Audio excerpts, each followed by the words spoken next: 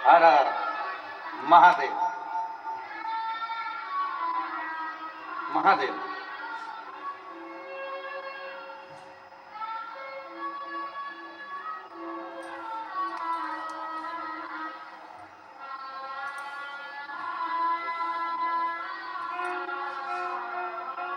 भाई मैं आपको बहुत बहुत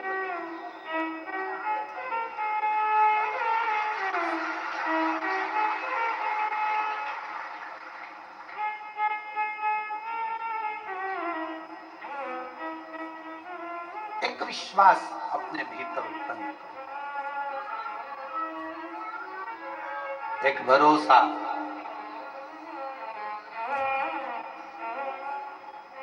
दुनिया के लोग कहते हैं एक लोटा जल में क्या है। ये पत्र ले जाकर पढ़ा दो कि एक लोटा जल में और शंकर को चढ़ाए गए एक लोटा जल के अंदर है क्या। एक लोटे जल में क्या हो सकता है। पहले नियम था, लोग लोटे से पानी पीते थे तो पेट की बीमारी नहीं होती थी, क्योंकि लोटा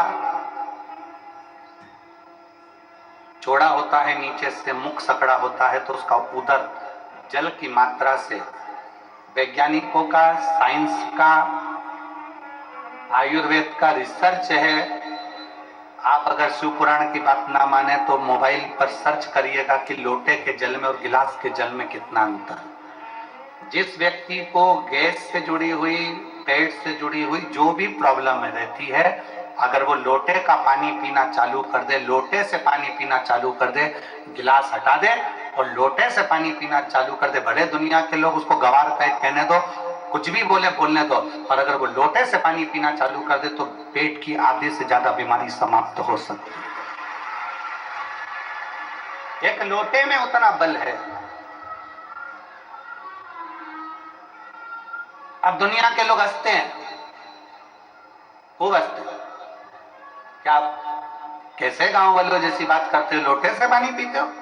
गिलास से पीना चाहिए, वीआईपी दिखना चाहिए।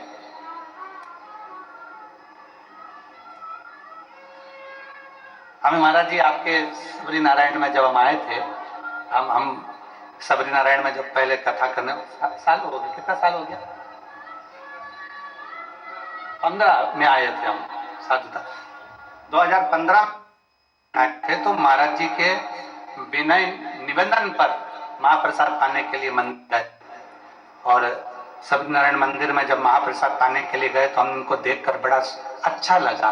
कांसे की थाली थी और कांसे का लोटा था और कांसे की ही कटोरा था जिसमें महाराज जी ने उस प्रसाद को पवाया। साधुता है। आज के जमाने में अगर किसी को लोटे में पानी दे दो तो बोलो उसको शर्म लगती है, अरे वीआईपीपन खत्म हो जाएगा। ना ना, शिव तत्व कथा है, भगवान शंकर का चरित्र कथा है, शिव महापुराण की कथा कहती है सारी समस्या का हल। जम के बोलो सारी समस्या का हल एक लोटा जल। वो सारी समस्या, तुम्हारी जिंदगी की जितनी समस्या है सब, और लोटा छूटता ही नहीं है साहब।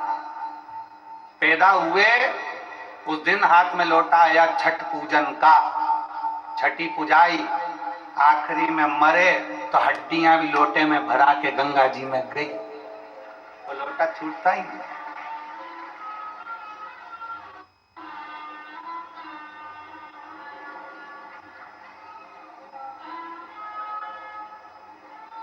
प्रयागराज में कौन सा मेला भराने जा रहा है?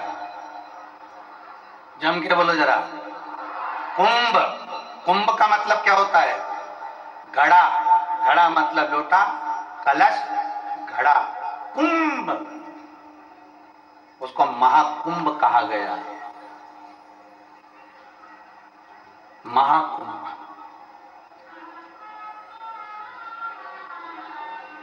उस महाकुंभ के पर्व में जाकर मात्र त्रिवेणी के घाट पर पहुंचकर स्नान करने से व्यक्ति की जिंदगी की सारी समस्या अपने आप समाप्त हो जाती है, दुख मिट जाता है। महाकुंभ। और आप लोगों को तो मौका मिला है 10 फरवरी से 16 फरवरी तक 21 नंबर सेक्टर, पीपा पुल नंबर 1, सतुआ बाबा शिविर, जहां पर त्रिवेणी के घाट पर शिव महापुराण की कथा 7 दिन तक रहकर कथा भी सुनो, प्रयाग का स्नान भी करो और बाबा की सुंदर आनंदमय लीला का दर्शन करो। सबको मौका है। जो कुंभ में आने वाले हैं उनसे निवेदन है प्रयास करना। जो पहले ना जा सके वो बाद में 10 फरवरी से 16 फरवरी तक कुंभ के मेले में आओ। पीपा पुल नंबर 1, 21 नंबर सेक्टर, सतुआ बाबा शिविर में सुंदर कथा का रस तत्व ग्रहण करो, अपने जीवन को सफल। कुंभ का कुंभ आनंद भाव, दर्शन, स्नान और अपनी कथा, शिव तत्व को जानना। और प्रयागराज के रहने वाले सभी शिव भक्तों को, उत्तर प्रदेश के रहने वाले सभी शिव भक्तों को साधुवाद दूंगा कि अभी तक प्रयाग में 7 दिन की पूरी शिव महापुराण की कथा प्रयाग वालों को सुनने को नहीं मिली। प्रयाग वालों बड़े खुश होना कि तुम्हें 7 दिन की शिव महापुराण की कथा कुबेरेश्वर बाबा के इस धाम से बड़े आनंद के साथ प्रयाग में सुनने को मिले। प्रसन्न चित्त, उसको कुंभ कहा गया, महाकुंभ।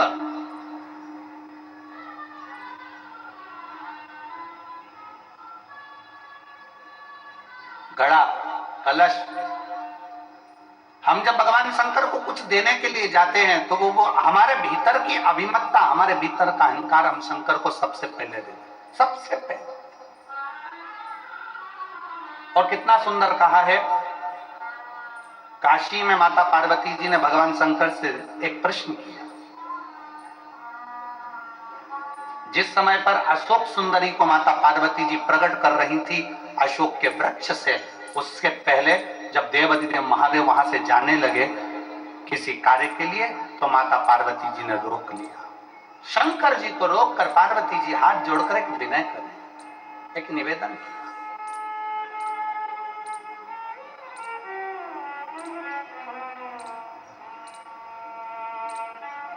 शिव जी से एक निवेदन करा, मान लो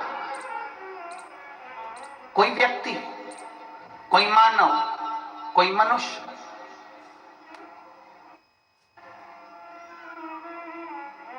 मान लो कोई व्यक्ति, कोई मानव, कोई मनुष्य कुछ शिव जी के मंदिर में आया, शंकर के मंदिर में आया,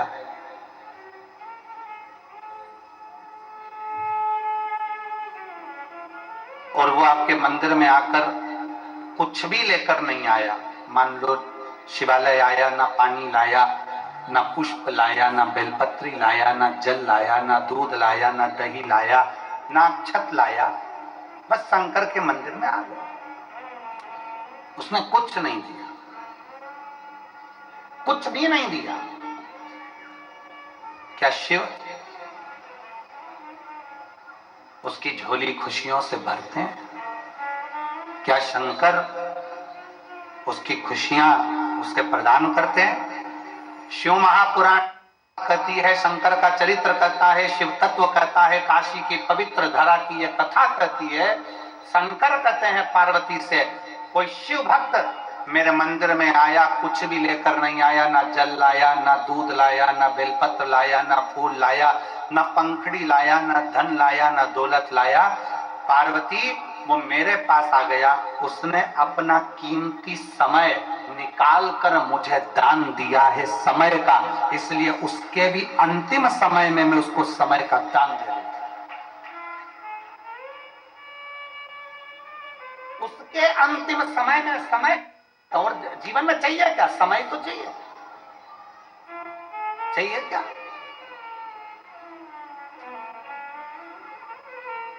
आज कथा का छठा दिवस है, बड़ी सावधानी से कथा सुनिएगा। टाटा और बाय बाय के चक्कर में कथा ना रह जाए तुम्हारे, इसका ध्यान रखिएगा।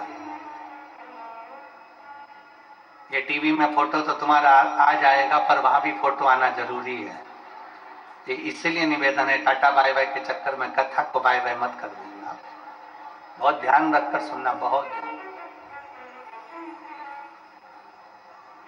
ये कैमरे वाले तो चलाते ही उड़ने वाला कैमरा इसलिए है कि तुम्हारा ध्यान कथा में से भटक जाए, क्योंकि शंकर भगवान को नहीं तो तुम अच्छे से मन लगा के सुनोगे तो शिव जी को भी मन लगा के देना पड़ेगा ना, तो थोड़ा सावधानी रखिए। अंत समय में चाहिए क्या? तुम्हारे पास में दौलत बहुत सारी है, धन बहुत सारा, खूब सारी अलमारियां भरी पड़ी है कपड़े से, जेवर से, सोना चांदी हीरा पन्ना सब है, पैसा भी खूब है, फैक्ट्री भी खूब है, दुकान भी खूब है, खूब पैसा है। और मालूम पड़े बीमार पड़ गए, हॉस्पिटल में भर्ती हो गए, आईसीयू में डाल दिया गया, वेंटिलेटर पर पटक दिया। अब तुम भगवान से क्या कहो? क्या कहो? भगवान धन दे दो, जम के बोलो जरा, दौलत दे दो, नहीं। भगवान से क्या कहोगी? हे भोलेनाथ, इनकी तबीयत खराब हो गई है, मेरा रिश्तेदार पलंग पर पड़ा है, बेचारे के छोटे छोटे बच्चे हैं बाबा, इसको थोड़ा सा समय और दे दो, थोड़ा सा समय दे दो, थोड़ी उम्र बढ़ा दो। मानती हूं कि उम्र बेकार हो गई इसकी, चली गई होगी, पर थोड़ी सी उम्र दे दो, थोड़ी सी। एक कथा है, शायद आप लोगों ने पहले सुनी होगी। एक चिड़ा और एक चिड़ी एक वृक्ष पर रहते हैं, बहुत दूर उड़कर नहीं जाते, वहीं पर खाते वहीं पर रहते हैं। एक बुढ़िया, ये प्राचीन कथा है, एक बुढ़िया रोज काम करती, उसकी ना बहू थी, ना बेटा था, ना बेटी थी, ना रिश्ते थे, ना नाते थे, अकेली थी, पति था चले गया, अकेली बुढ़िया। थोड़ा सा अन्न भाग, थोड़ा सा दाना ऊपर डाल देती, छत पर पानी रख देती, चिड़ा चिड़ी आते पी लेते, अपने बच्चों के लिए थोड़ा सा चोंच में भर कर ले जाते। सालों निकल गए, कुछ साल बाद बूढ़ी अम्मा बीमार पड़ गई, शिथिल शिथिल। चिड़ा चिड़ी ने देखा कि ये बूढ़ी अम्मा शंकर भगवान की भक्ति करती थी, शिवालय जाती थी, शंकर जी को एक लोटा जल चढ़ाती थी, शिव आराधना करती थी, शंकर की भक्ति करती थी। चिड़ा चिड़ी रोज देखते थे कि ये घर से पानी लेकर जाती है, घर से जल लेकर जाती है। बूढ़ी अम्मा बीमार पड़ गई, पड़ी थी, धीरे धीरे धीरे धीरे धीरे धीरे चिड़ा चिड़ी को लगा पानी नहीं मिल रहा, अन्न नहीं मिल रहा, दाने नहीं मिल रहा है, भूखे रह रहे हैं, बच्चे भी भूखे, कहां जाएंगे अपने बच्चों को लेकर? आखिर बूढ़ी अम्मा गई कहां? 5 दिन के बाद बूढ़ी अम्मा घर के अंदर अपने प्राणों को त्याग दी। उसके शरीर पर कीड़े पड़ने लगे, मक्खियां भिनकने लगी, क्योंकि मरे हुए 4 दिन हो चुके थे। बूढ़ी अम्मा को मरे 4 दिन हो गए थे, मक्खियां भिनक रही थी। चिड़ी ने चिड़े से कहा, एक बार अंदर चलकर देखते हैं, खिड़की में से झांक कर कि बुढ़िया गई का, बूढ़ी माँ गई का। चिड़िया ने अंदर झांक कर देखा तो शरीर पड़ा था। चिड़ा से कहा, अम्मा तो यही है, फिर दाना क्यों नहीं देती है? चिड़ा ने देखा कि उसके पास मक्खियां मक्खियां भिनक रही है, कीड़े हो रहे हैं, की शरीर सड़ रहा है। चिड़ा ने चिड़िया से कहा, ये बूढ़ी माँ तो मर चुकी है, मर गई। बूढ़ी माँ मर गई? हाँ, ये मर चुकी, और लगता है मरे हुए भी दिन हो गए, अब हमको दाना कौन देगा? चिड़ा चिड़ी ने विचार करा, बूढ़ी माँ चली गई, अब करें तो करें क्या? एक काम करते हैं, बूढ़ी माँ रोज इस दिशा में जाती थी पानी लेकर, अपन भी अपनी चोंच में पानी भरते हैं, उसी दिशा में चलते हैं। चोंच में पानी भरकर चिड़ा चिड़ी चले और जाकर देखा कि एक पेड़ के नीचे एक शंकर का शिवलिंग था, यहाँ पर बुढ़िया आती थी। उसने भी अपनी चोंच में से पानी शंकर के ऊपर टपका दिया। चिड़ी ने पानी टपकाया, चिड़ा ने टपकाया, रोज वही कर्म करते। चिड़ा चिड़ी पानी को अपनी चोंच में भरकर भगवान शंकर पर देते। आज चिड़ा चिड़ी की आंख में जल भर गया कि बुढ़िया का क्या होगा। एक चिड़ा चिड़ी अपने एक पांव पर खड़े हो गए, वृक्ष के तने पर शिव नाम का स्मरण करने लगे। भगवान शंकर को वहां प्रकट होना पड़ा। शिव जी प्रकट होकर बोले, तुम्हें क्या चाहिए मांगो, क्या दिया जाए तुमको। चिड़ी ने कहा, अगर आप हमको कुछ देना चाहते हो तो बस इतना दे दो कि वो बुढ़िया जो मर गई है उसको जीवित कर दो। जीवित क्यों? क्योंकि वो हम जैसे पक्षियों को दाना देती थी, इसलिए उसको जीवित कर दी थी।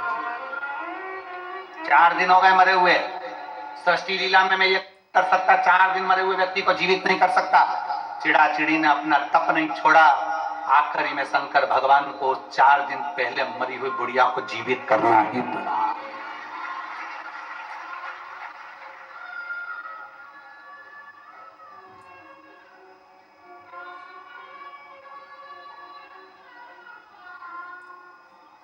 पूछा शंकर भगवान से, पार्वती जी ने पूछा, इस बुढ़िया को तुमने जीवित कैसे कर दिया? शिव जी कहते हैं, जब इस बुढ़िया के पास में कुछ भी नहीं रहता था, समय निकाल कर मेरे मंदिर में आकर बैठती थी और मेरे का नाम गुणगान करती थी, मेरे नाम का गुणगान करती थी, मुझे बजती थी। इसने अपना समय, इसके पास जल नहीं था, दूध नहीं था, अन्न नहीं था, भाग नहीं था, तो समय देती। आप यहां क्या कर रहे हो? शिव महापुराण के कथा में बैठे हुए हो, रोडों पर भरे बैठे हुए हो, छतों पर चढ़े बैठे हुए हो, पंडालों में बैठे हुए हो, गाड़ी में बैठकर, ऑटो में बैठकर, दुकानों के अंदर बैठकर कथा सुन रहे हो। आप क्या दे रहे हो शंकर भगवान को? शंकर भगवान को आप बेलपत्र दे रहे हो क्या? चावल दे रहे हो क्या? जल दे रहे हो क्या? कुछ प्रदान कर रहे हो क्या? शिव महापुराण की कथा में बैठकर आप शंकर भगवान को अपना समय दे रहे हो। तो इतना याद रखना कि शंकर भगवान भी तुम्हारे को समय जरूर देगा। आपने अपने समय में से निकाल कर समय दिया तो शंकर भगवान ने भी अपने कुबेर के भंडार में से निकाल कर कुछ ना कुछ तुमको जरूर देगा। तो खाली नहीं छोड़ सकता, खाली नहीं छोड़। एक पत्र है,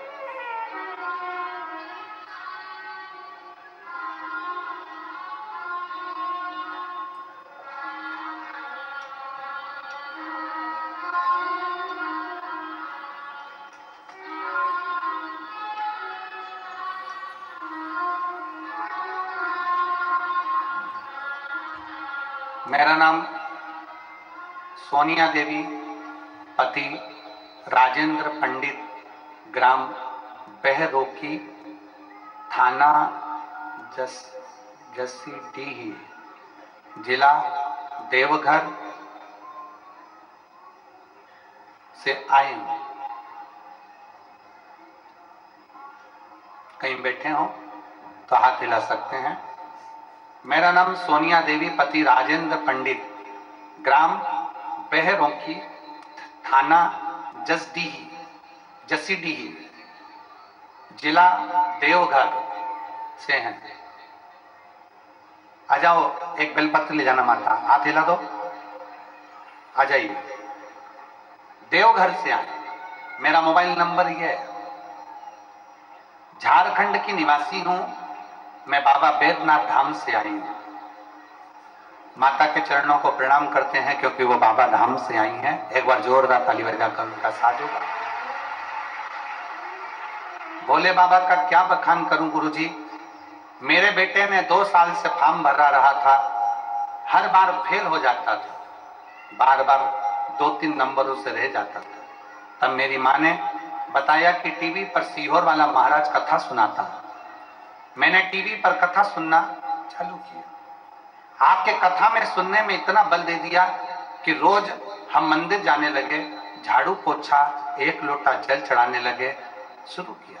मैंने अपने बेटे को भी लेकर जाना शुरू किया। मेरा बेटा बाहर कॉलेज में पढ़ता था, वहीं से मैं उसको कह 1 लोटा मंदिर भोजन भेजना शुरू किया।